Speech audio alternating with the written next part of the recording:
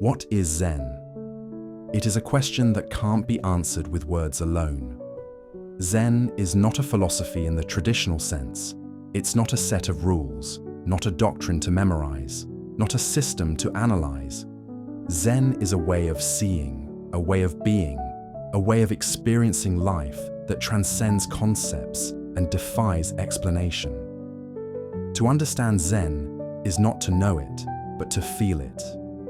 Originating from the Sanskrit word dhyana, which means meditation, Zen took shape in China as Chan Buddhism, then evolved further in Japan where it came to be known as Zen.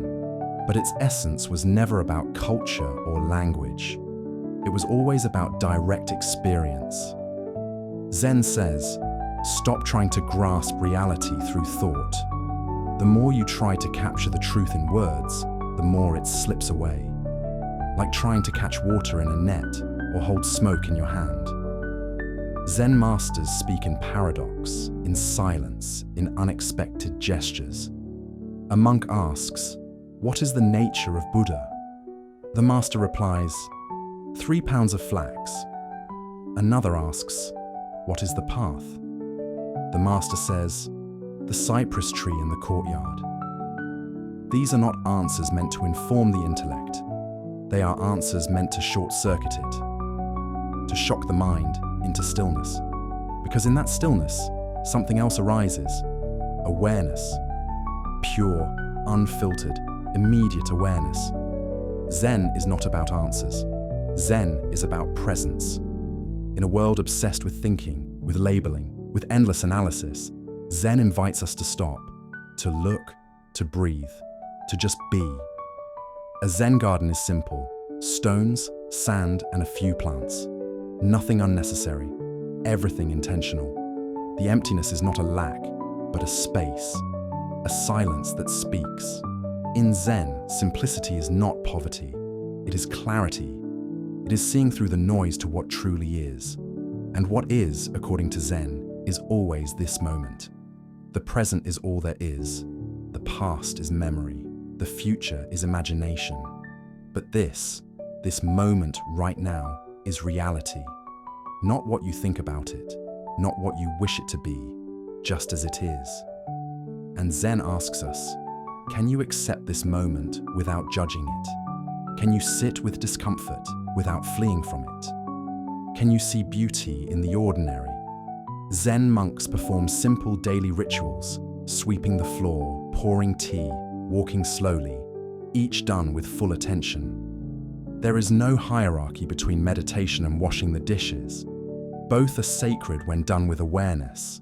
This is the Zen way, to bring presence to everything, to stop waiting for life to begin, to stop dividing the spiritual and the mundane, to see the divine in a falling leaf, a bowl of rice, a single breath. Zen is often called the art of no art, the path of no path, because the moment you try to follow it, it disappears. You cannot hold Zen, you can only fall into it. There is a famous Zen saying, before enlightenment, chop wood, carry water. After enlightenment, chop wood, carry water. Nothing changes, and yet everything changes, because the one who chops wood is no longer the same. In this way, Zen is not about transcendence. It is about immanence, not escaping the world, but entering it so fully that the idea of separation dissolves. The ego drops away, and all that remains is being. Zen does not fight the mind, it bypasses it.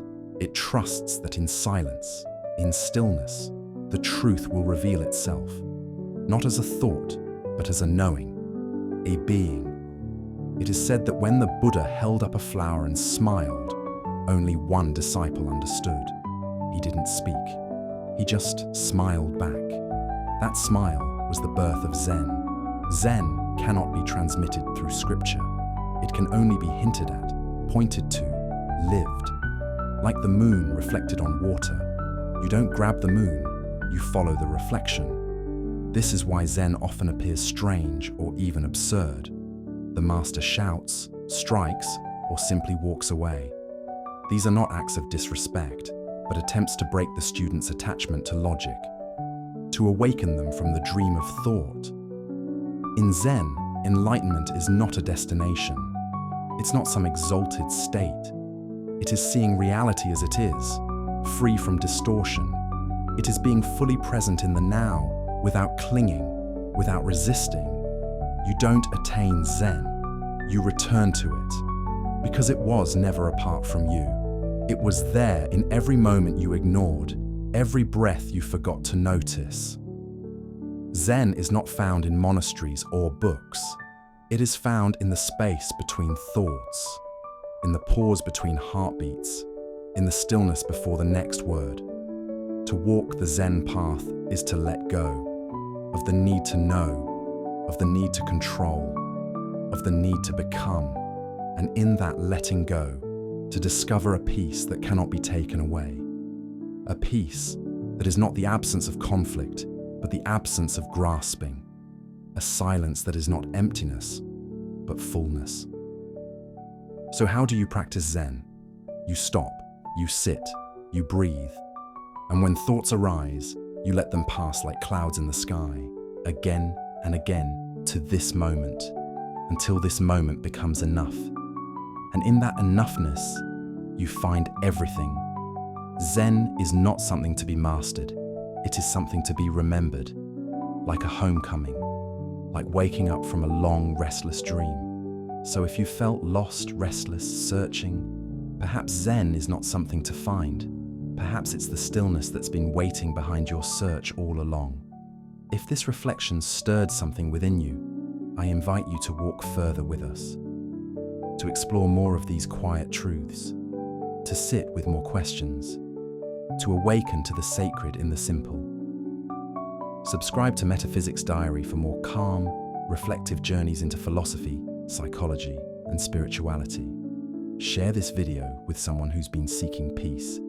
And in the comments below, tell us, when was the last time you truly sat in silence? Because sometimes, in silence, we hear the most important things.